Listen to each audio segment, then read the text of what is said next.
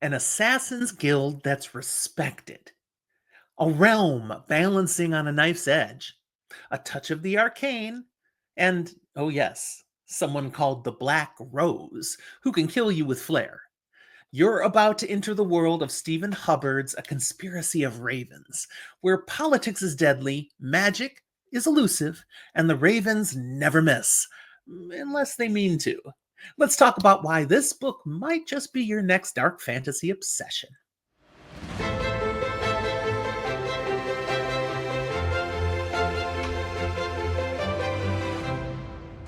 Welcome to Fantasy for the Ages, the show where a father and son talk about fantasy, science fiction, horror, and other nerdy things we enjoy. I'm Jim, the father of this channel, and I, along with my son Zach, when he's around, like to share our love for all sorts of books, from speculative fiction, whatever happens to have wandered into our TBR. If you're new here, welcome. Go ahead and like this video, and if you're having fun, subscribe to the channel. We'd love to continue to share the content that we put out here with more and more people. And if you really want to support our channel, check us out at Patreon. Thank you to those of you who are already Patreon supporters and help us keep these fantasy fires burning and more books being featured on the channel. Today, we're diving into A Conspiracy of Ravens, the first book in the Codex of Wretches Kings series by Stephen Hubbard. This will be a spoiler-lite episode until the end. So I'll give you warning if you haven't read it, the point that you need to jump out. But for those who've already read this book, stick around all the way to the finish and hear the full spoil comments. This book is a dark fantasy debut, packed with assassins, power struggles, mysterious magic, and the shadow of something much worse on the horizon. If you like the grit of low fantasy, but with hints of epic stakes, this is a great place to plant your flag. Or, your dagger. Here's my spoiler-lite summary. In A Conspiracy of Ravens, we follow a kingdom teetering on political collapse, while people are moving in the shadows in some ways, manipulating things, while the Ravens, an elite, feared, and strangely respected Assassin's Guild, carry out contracts that keep the continent, the various realms, in balance with each other. Or perhaps tip that balance, depending on who's paying them. The story weaves between key characters, nobles, assassins, schemers, each trying to get what they want without losing their head. Sometimes, literally. There's this constant hum, though, in the midst of all this intrigue and manipulation, of something darker, a storm building far beyond courtly intrigue. And through it all, there's a magic as well, magical underpinnings to this land that seemingly have been squashed away, but they're not gone. They're just lurking under the surface. Something mysterious, dangerous, and tantalizingly unexplained so far, leaving you wanting to know more. I had a blast reading this book. From the very first scene, I was totally hooked.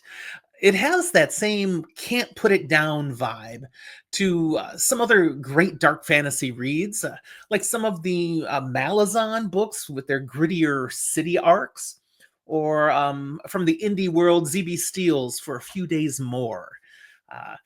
There's some entertainment, but clear dark fantasy involved. Also, those of you who were classic D&D players like I was, like the author Stephen Hubbard, you're going to love the feel of this story. The political maneuvering, the combat style, the shady deals that happen in back rooms. I mean, it's all here, and it feels like a campaign that you'd wished you'd been in. Here, I'm going to give you 10 reasons you might enjoy this novel. Take these into consideration, and if they pique your interest, you're going to want to pick up this book. Number one, it has very memorable characters. They're flawed. Some of them are guilt-ridden, with reason. There are many layers to these characters. They are definitely worth following to see where this goes. Number two, political intrigue. It's all up there. There's so much going on. It's definitely one of the greater elements of the story. Plots within plots, and nobody is safe. Number 3, the deeper mystery. Yeah, you got all that political intrigue, but really, that's nothing. There's an ominous approaching doom that's going to tie everything together, and we just have hints now. We want to know more. Number 4 is the unique magic system. It's lightly revealed here. It keeps you curious. There's clearly going to be a lot more coming with that, but I like the tastes we were given already. Number 5 is the interplay between the physical realm and the spiritual realm. We've got these things happening in the real world, but there's also direct connection between some of these characters and the next realm, the spiritual realm, the place where people who have died are out there, but still connecting with them, communicating with them, being players in what's happening in the world. That was fascinating. And I don't think that's over. We're going to continue to see that play out. Number 6 is, of course, the Ravens themselves, an assassin's guild that's treated like an essential civic institution. That's really cool. That's not usual in these books, but it is here. They're like an esteemed group, and yet they still have their secretive ways, but everybody knows who they are. Number 7, the fast-paced action. There's a lot that happens in this book, and it never drags. There's battles, duels, assassinations with really high stakes, and it just keeps popping from scene to scene to scene. Even with all that fast-paced action, though, number 8 is the rich world building here that Hubbard has developed. It's very detailed. The story, the world feels quite real. He's plotted this out beautifully, but he lets us experience this rich, complex world through the action that's moving right along. There's no big info dumps. We're not getting bored with too much exposition, but it's clear this is a really well-designed place with all these different countries and characters and magic. The atmosphere itself is my 9th reason you might like it. It's gritty, yet it's laced with elegance in its writing. This is beautifully written. Hubbard has a skill at this. You get lost in the words without noticing the words anymore. And I love that the way that atmosphere is created. It's very immersive. Finally, number 10 is the potential for this series. This is just the ground floor. It was an excellent start to a new series, and I'm eager for the next book and the books to come. This is clearly the beginning of something that's going to be much bigger. All right, for those of you who have not read it yet, this is where you get off the merry-go-round. Go grab yourself a copy of this book. Enjoy the ride without knowing what's coming. You'll thank me for that. For the rest of you, you can stick around for the full spoil commentary, which we'll jump into now. The Spoiler Room. Okay, first off, the concept of the Ravens as a respected assassin's guild. Genius! It's so counter to the usual outlaw killer trope. Here, they're practically a societal necessity, like accountants with swords. That twist alone had me fascinated. Then we get that delicious moment when the elves show up in the story. I believe they'd been referenced before that, but here, ta-da! They show up just in the nick of time, kind of a Deus Ex Machina moment. And you know it from that point. This story is going to get broader, bigger, open up the world.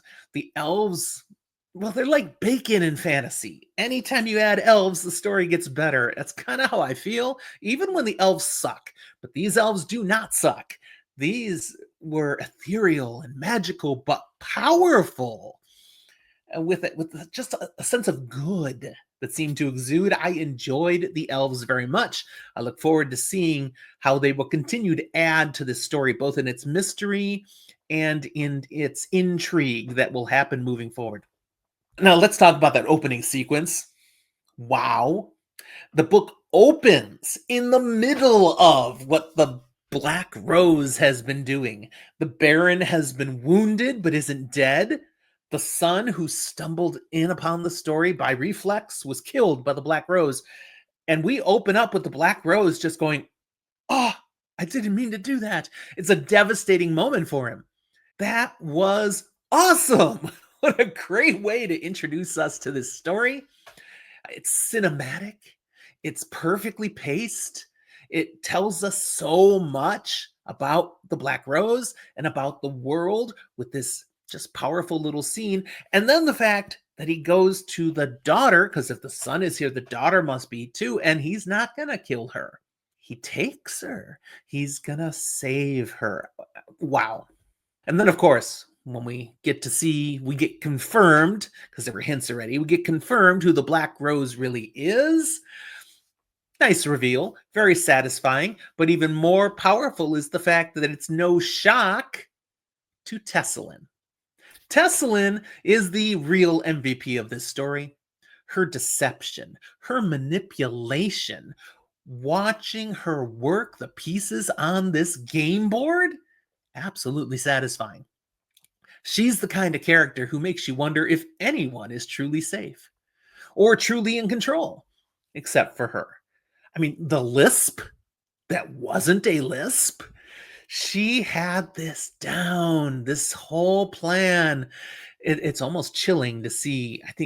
I mean, she's so young, and to see her pull this off. Wow. And well written. So that's A Conspiracy of Ravens, a sharp, deadly, and captivating entry into what I hope will be a long-running series. Come on, Stephen, keep these books coming out. If you've read the book, which should be the case since you made it all the way through the full spoil commentary, I'd love to see your comments about, favorite moments of the book, elements that you loved, but put spoiler bar on any comments that you do there. Make it real clear. Let's not ruin it for the people who have not read the story, or just say it in a way where if you know, you know, and that's between you and I, and it works. I look forward to more people who haven't read it discovering this gem. It's one of the best fresh starts debut novels that I've read in a while. Thanks for watching. And as always, we'll talk to you next time.